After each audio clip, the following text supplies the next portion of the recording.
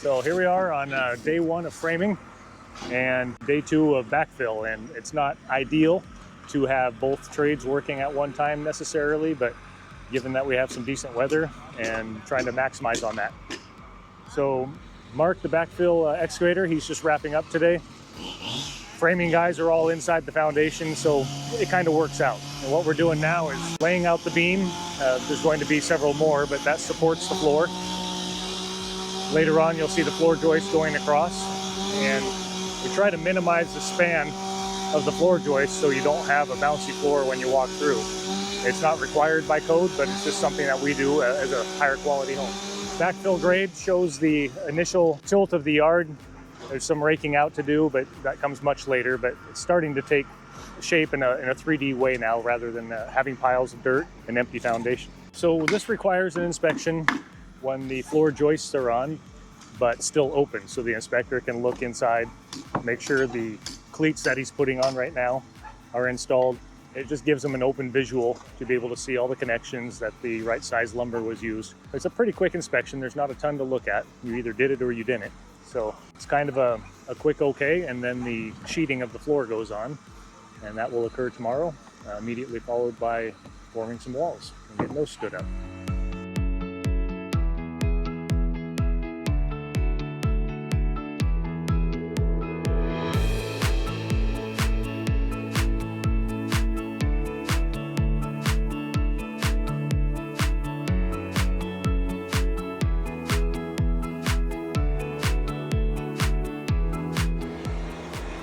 So the topography of this lot was such that we needed to be as high as possible on the backside, as low as possible up front. And this is because you can see the neighbor's driveway is up relatively high. So to defeat that, we rose the concrete up, we hang the joists in, they'll come across, they'll sit on the front of the wall here. Corner lots are ultimately more desirable, and what you really want to do is have your house somewhat proud of the road. So we've achieved that in the front, where we're sitting up a little higher than the road without being overly commanding of that, because our driveway still has a gentle slope going into the garage. It was a real fine line to walk, but we managed to pull it off.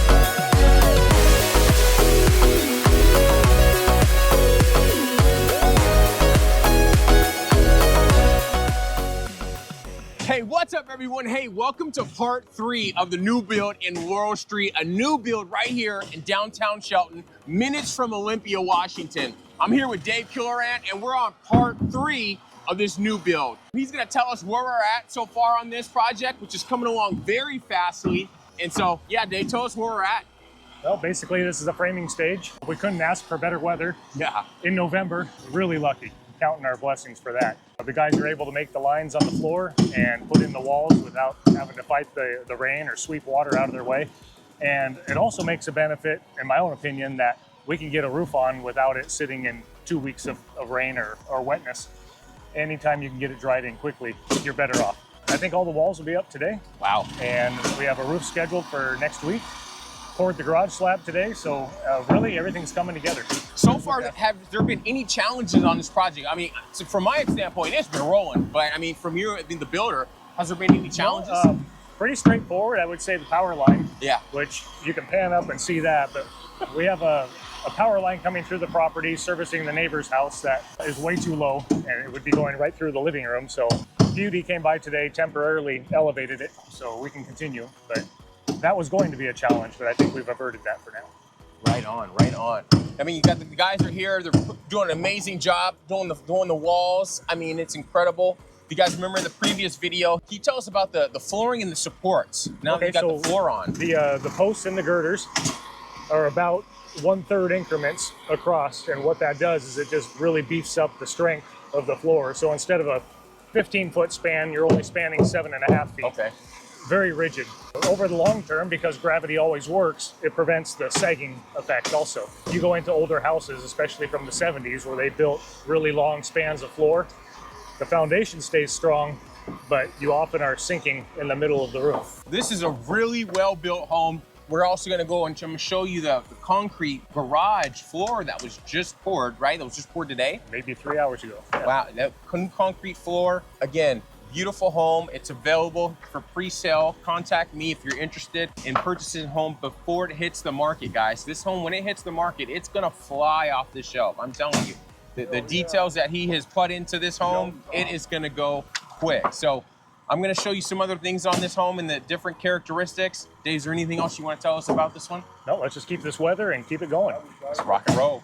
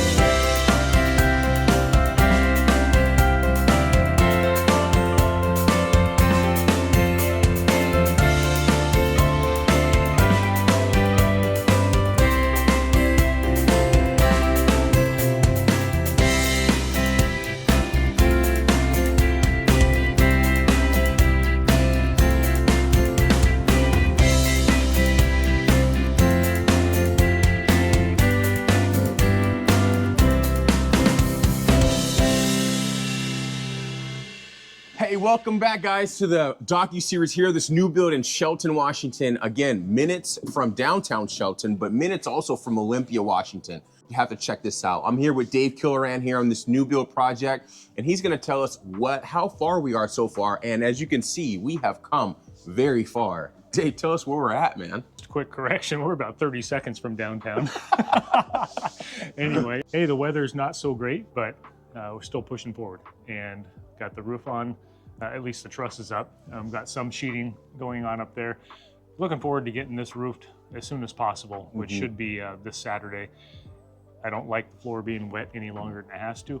The manufacturer puts a 200-day warranty on the floor. Oh, wow, 200 days? No delamination, no warping, no peeling, but who wants to push that? So we've been wet for a couple of days, but we're gonna get this roofed and dried in as soon as possible. Windows are on hand, garage doors on hand, so we'll be secure Monday. Plumbers and HVAC start Monday. We're only about 23, 24 days in, so it's really kind of exciting to see it go this fast. Yeah, it's really taken shape super quick. I mean, and you got, again, the weather has definitely not been the best, but you guys have been rolling. I mean, it's coming along nicely. Now you can actually start seeing some of the features that he puts in specifically in some of his builds. So you got to stay tuned for that as you start to see that taking shape. So electrical's coming in, HVAC, plumbing first. Wow. Electrical would be on Thursday. We'll be primarily wired up by the end of the week and looking for insulation and sheetrock by hopefully just after Thanksgiving. Well, let's just rewind and go back here a little bit. When did that forming and concrete go in? I mean, first concrete pour was October 23, and so in today's November 14th, I believe. So yeah, at 1 month we'll have some wiring in and be on our way to insulation. 1 month wiring in, guys. That is really fast on this home. That's moving. It's definitely awaiting for a new family here in Shelton. So you definitely want to reach out if you are wanting a new home here in downtown Shelton. A beautiful construction, really. Anything else you want to tell us? Well, there's going to be more to see as we move along, but it really helps to get a feel for it when you can walk into it in the 3D format and feel the 9-foot ceilings, the open air, open concept through the kitchen. Whoa, wait a minute. You guys hear that? 9-foot ceilings. 9-foot ceilings. This is gonna be amazing. So entering in through the front, and we have two entrances, the Laurel Street entrance. This will have the deck and the built out gable roofs for character. Then we have a side entrance over by the garage coming into the kitchen dining area. Mudroom / laundry room exits into the garage. Open concept from the living room through. Oh wow, so this here is living room, and it flows into the dining kitchen, which will have an island and some seating. Wow, 9-foot ceiling is gonna be open concept. Give me that nice, good flow. Then you come into the bedroom area. This is the 2 secondary bedrooms on either side of a common bathroom. I don't like to do small bedrooms. Some of the smaller homes that you see have bedrooms that are maybe 9 foot by 11 foot. 12 by 12 is kind of my minimum, because 9 by 11, once you put in a dresser and a bed, there's just not much left. Slightly oversized closets. We can't go super deep on these, but they're plenty wide, so we can do a closet system. Maybe some hanging on the left and right, shelving down the middle. It's kind of open to the imagination. Second bedroom's kind of a mirror image of this one. Stole a little bit out of this closet, bedroom closet, to have a linen closet out here servicing the bathroom.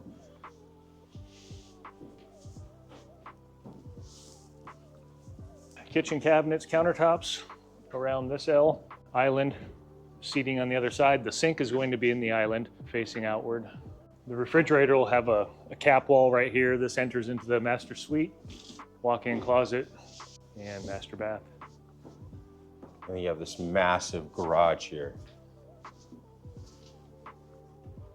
Under construction, being built with just finest construction here. Big, huge windows.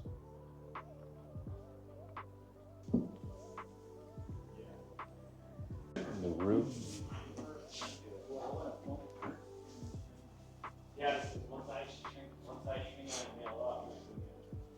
Well, guys, we're definitely gonna, this project is running so smoothly. I mean, I think you might be a month ahead of schedule, Dave. It's pushing it. Looking at maybe the end of January at this point. Into January. So I hope you guys are enjoying this docu-series. Stay tuned for the next portion. We'll be shooting, again, the next, finishing up with this project here. Again, if you're interested in this home, reach out. We'd love to get a great family in this home and talk to you soon. All right.